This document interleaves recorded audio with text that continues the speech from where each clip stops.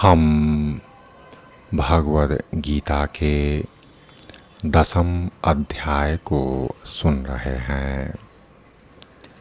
अब चौथे श्लोक से आरंभ करेंगे। यहाँ पर भगवान के ऐश्वर्य का प्रकाश उपस्थित है और भगवान अर्जुन को कहने लगे, बुद्धिर ज्ञान सम्मोह क्षमा सत्यम दमः शमः सुखम दुखम भवो अभावो भयम च अभयम मेव च। 5वें श्लोक में भगवान ने कहा, अहिंसा समता तुष्टि तपोः दानम यशो अयशः भवन्ति भावा भूतानाम मत्त एव पृथग विधाः। भगवान ने कहा, हे अर्जुन, बुद्धि ज्ञान संशय तथा मोह से मुक्ति, क्षमा भाव, सत्यता, इंद्रिय निग्रह, मन निग्रह, सुख दुख, जन्म मृत्यु, भय अभय, अहिंसा समता, तुष्टि तप, दान यश अपयश, जीवों के ये विविध गुण मेरे ही द्वारा उत्पन्न हैं।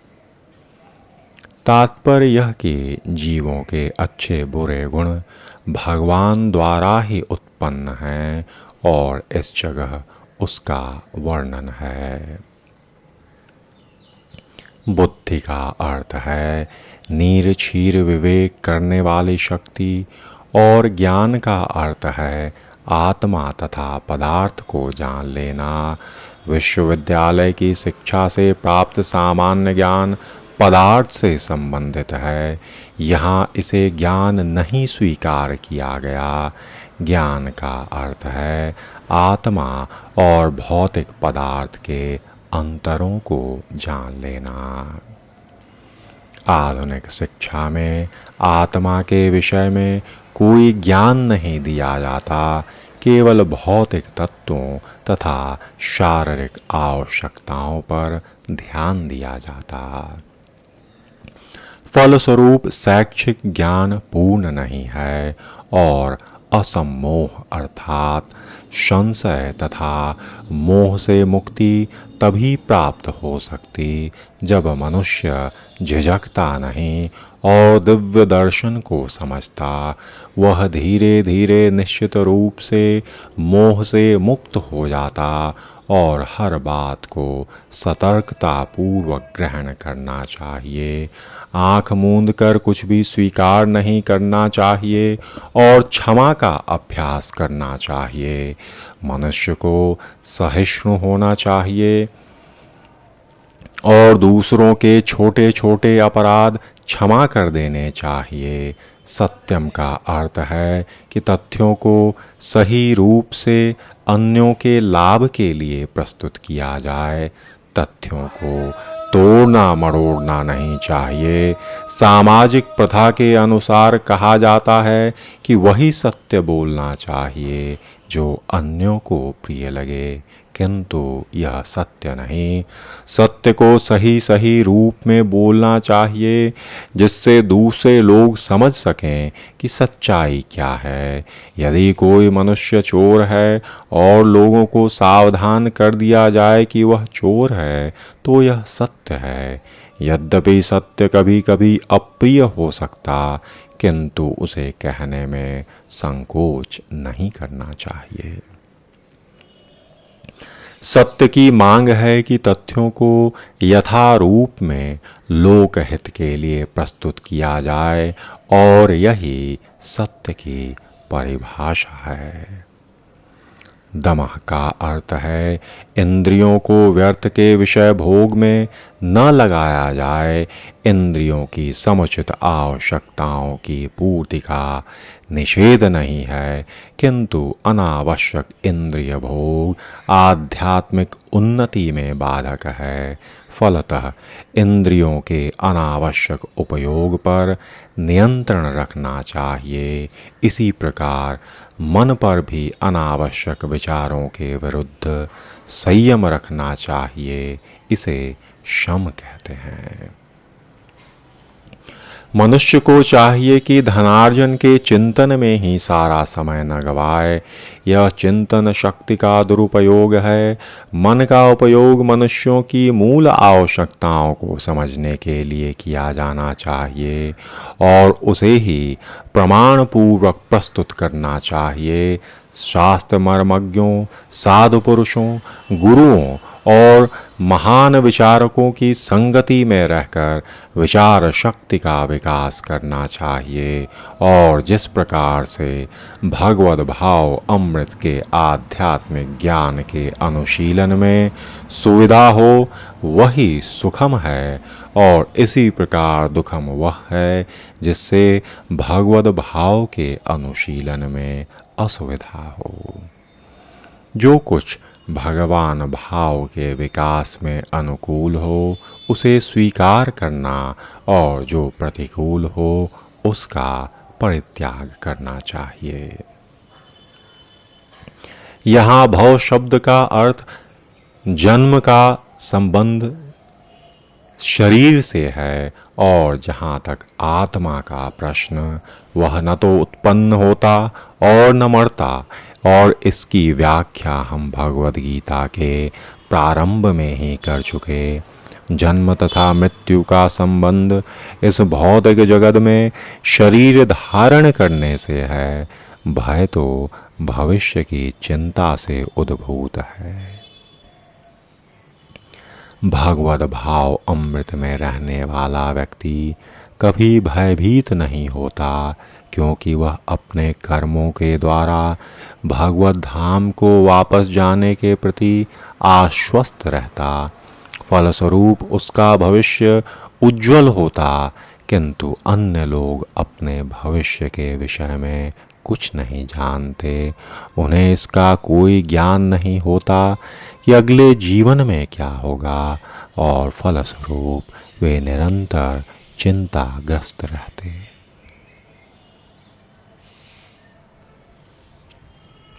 यदि हम चिंता मुक्त होना चाहते हैं तो सर्वोत्तम उपाय यह है कि हम श्री कृष्ण भगवान को जानें और भगवान भाव अमृत में निरंतर स्थित रहें और इस प्रकार हम समस्त भय से मुक्त रहेंगे। श्रीमद् भागवतम में कहा गया कि भयम द्वितीया अभिनिवेशतः स्यात्। भय तो हमारे माया पाश में फंस जाने से उत्पन्न होता, किंतु जो माया के जाल से मुक्त हैं, जो आश्वस्त हैं कि वे शरीर नहीं अपितु भगवान के आध्यात्मिक अंश हैं और जो भगवद भक्ति में लगे हैं, उन्हें कोई भय नहीं रहता। उनका भविष्य अत्यंत उज्ज्वल है। यह भय तो उन व्यक्तियों की अवस्था है जो भगवद भावामृत में नहीं। अभयम भी तभी संभव है जब कृष्ण भाव अमृत में रहा जाए और अहिंसा का अर्थ होता है कि अन्यों को कष्ट न पहुंचाया जाए। जो भौतिक कार्य अनेकानेक राजनीतिज्ञों, समाजशास्त्रियों, परोपकारियों आदि द्वारा किए जाते, उनके परिणाम अच्छे नहीं निकलते, क्योंकि राजनीतिज्ञों तथा परोपकारियों की दिव्य दृष्टि नहीं होती। वे वास्तव में यह नहीं जानते कि मानव समाज को लाभप्रद क्या है और अहिंसा का अर्थ है कि मनुष्यों को इस प्रकार से प्रशिक्षित किया जाए कि इस मानव देह का पूरा पूरा उपयोग हो सके और मानव देह आत्म साक्षात्कार के हेतु मिला हुआ है। अतः कोई संस्था या संघ जिससे उद्देश्य की पूर्ति में प्रोत्साहन न हो, मानव देह के प्रति हिंसा करने वाला है। जिससे मनुष्यों के भावी आध्यात्मिक सुख में वृद्धि हो, वही अहिंसा है। समता से, राग द्वेष से, मुक्ति होती। न तो अत्यधिक राग अच्छा और न अत्यधिक द्वेष। इस भौतिक जगत को राग द्वेष से रहित होकर स्वीकार लेना चाहिए। जो कुछ भगवद भाव अमृत को संपन्न करने में अनुकूल हो उसे ग्रहण करना चाहिए, प्रतिकूलता को त्यागना चाहिए। यही समता है।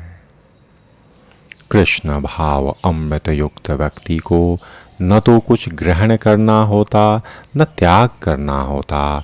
उसे तो बस भगवद भावामृत संपन्न करने में और उसकी उपयोगिता के प्रयोजन में ही होता। तुष्टि का अर्थ है कि मनुष्य को चाहिए कि अनावश्यक कार्य करके अधिकाधिक वस्तुएं एकत्र करने के लिए उत्सुक न रहे। उसे तो ईश्वर की कृपा से जो मिले उसी में प्रसन्न रहे। यही तुष्टि है। तपस का अर्थ तपस्या और तपस के अंतर्गत वेदों में वर्णित अनेक विधि विधानों का पालन होता। यथा प्रातः काल उठना, स्नान करना और कभी कभी प्रातः काल उठना अति कष्टकारक होता, किंतु इस प्रकार स्वेच्छा से जो भी कष्ट सहे जाते वे तपस या तपस्या कहलाते। इसी प्रकार मास के कुछ विशेष दिनों में उपवास रखने का विधान है। हो सकता है इन उपवासों को करने की इच्छा न हो, किंतु भगवद भाव के विज्ञान में प्रगति करने के संकल्प के कारण उसे अर्थात अभ्यासियों को, भक्तों को ऐसे शारीरिक कष्ट उठाने होते, किंतु उसे व्यर्थ ही अथवा वैदिक आदेशों के प्रतिकूल उपवास करने की आवश्यकता नहीं। उसे किसी राजनीतिक उद्देश्य से उपवास नहीं करना चाहिए। भगवद गीता में इसे तामसिक उपवास कहा गया तथा किसी भी ऐसे कार्य से जो तम या रजगुण में किया जाता आध्यात्मिक उन्नति नहीं होती, किंतु सतोगुण में रहकर जो भी कार्य संपन्न किए जाते वह समुन्नत बनाने वाला होता। अतः वैदिक आदेशों के अनुसार किया गया उपवास आध्यात्मिक ज्ञान को समुन्नत बनाता। जहाँ तक दान का संबंध है, मनुष्य को चाहिए अपनी आय का 50% किसी शुभ कार्य में लगाए। और यह शुभ कार्य क्या है? यह है भगवान श्री कृष्ण के भावामृत में किया गया कार्य। ऐसा कार्य शुभ ही नहीं अपितु सर्वोत्तम होता है। चूंकि भगवान श्री कृष्ण अच्छे हैं इसलिए उनका कार्य निमित्त भी अच्छा है। अतः दान उसे दिया जाए जो इस प्रकार के भावामृत में लगा हो। वेदों के अनुसार ब्राह्मणों को दान दिया जाना चाहिए। यह प्रथा आज भी चालू है, यद्यपि इसका स्वरूप वह नहीं जैसा कि वेदों का उपदेश है। फिर भी आदेश यही है कि दान ब्राह्मणों को दिया जाए, क्योंकि वे आध्यात्मिक ज्ञान के अनुशीलन में रत रहते। ब्राह्मण से यह आशा की जाती है कि वह सारा जीवन ब्रह्म जिज्ञासा में लगा दे। ब्रह्म जानाति ब्राह्मण, जो ब्रह्म को जाने वही ब्राह्मण है। इसलिए दान ब्राह्मणों को दिया जाता, क्योंकि वे सदैव आध्यात्मिक कार्य में रत रहते और उन्हें जीविकोपार्जन के लिए समय नहीं मिल पाता। वैदिक साहित्य में सन्यासियों को भी दान दिए जाने का आदेश है। सन्यासी द्वार द्वार जाकर भिक्षा मांगते। वे धनार्जन के लिए नहीं अपितु प्रचार हेतु ऐसा करते। वे द्वार द्वार जाकर भिक्षा मांगते और गृहस्थों को अज्ञान की निद्रा से जगाते।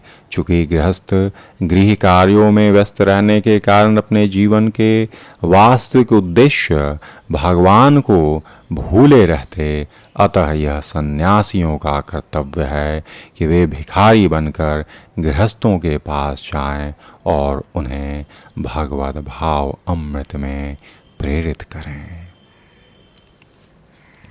वेदों का कथन है कि मनुष्य जागे और मानव जीवन में जो प्राप्त करना उसे प्राप्त करे, और सन्यासियों द्वारा यह ज्ञान तथा विधि वितरित की जाती।